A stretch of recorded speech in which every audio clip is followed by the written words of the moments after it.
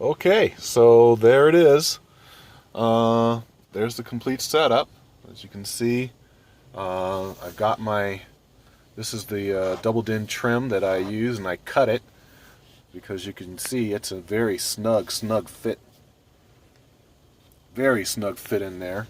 But I'm really happy with the way it looks. It's not too invasive. I've got this head unit in here.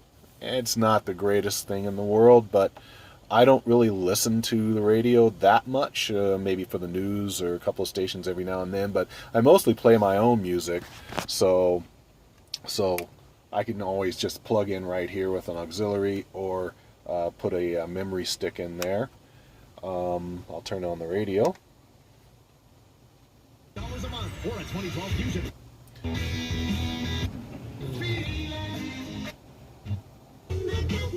So this radio is using my CB antenna.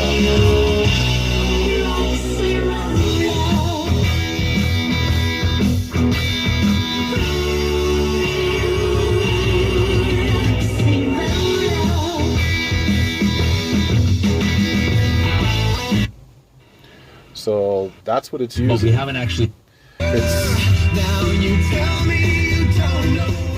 So it's actually using the CB antenna for the CB.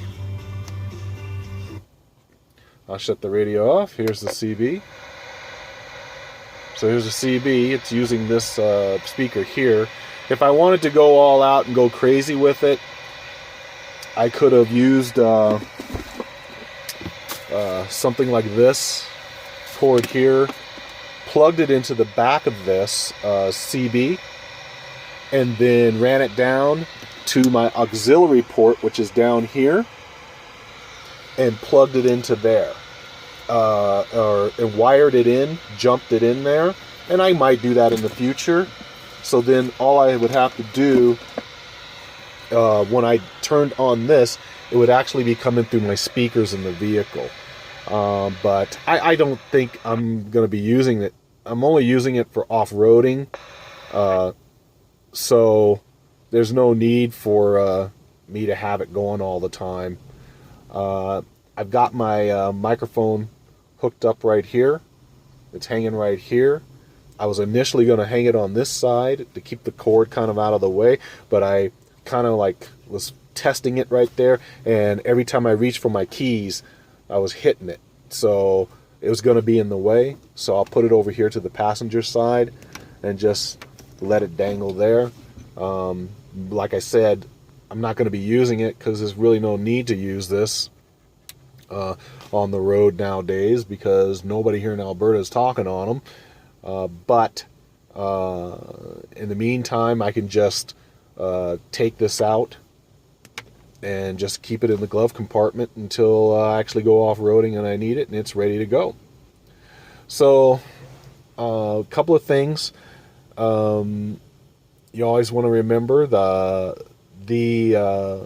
running it. Get yourself a cable that has a detachable end on it so you can get smaller holes. Make sure you got a good solid mount. If you don't have something like a whip that's really flexible, use a spring. It'll save you a lot of pain and anguish. If the antenna gets hit, it's going to flex. Try to keep it as clean as possible. The FJ lets you do that very easily. The install. Make sure you run everything, tuck everything away, zip tie it away. If you're going to go my route and use the CB antenna as your radio antenna as well, that unit, Procom unit, is definitely worth the money. I zip tied that unit in. Little helpful hint, when I put it in, it was kind of difficult to plug in the wiring for it. So just plug all the wiring into it for the CB and the radio first, and then go ahead and attach it in there however you wish. I zip tied it. It's going to stay.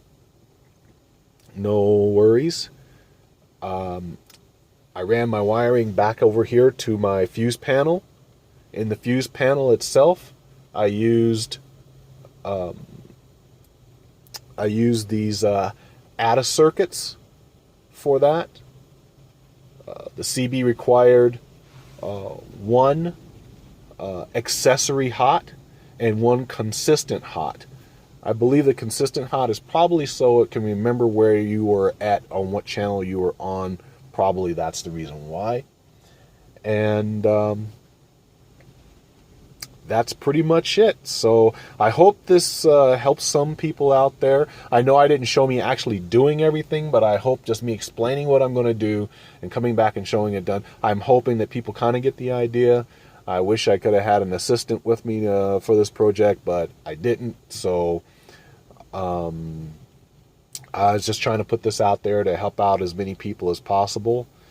I like this method of installation rather than having it on the dash or on the side here or on this side here or underneath over here on this side where legs can be hitting it or whatever.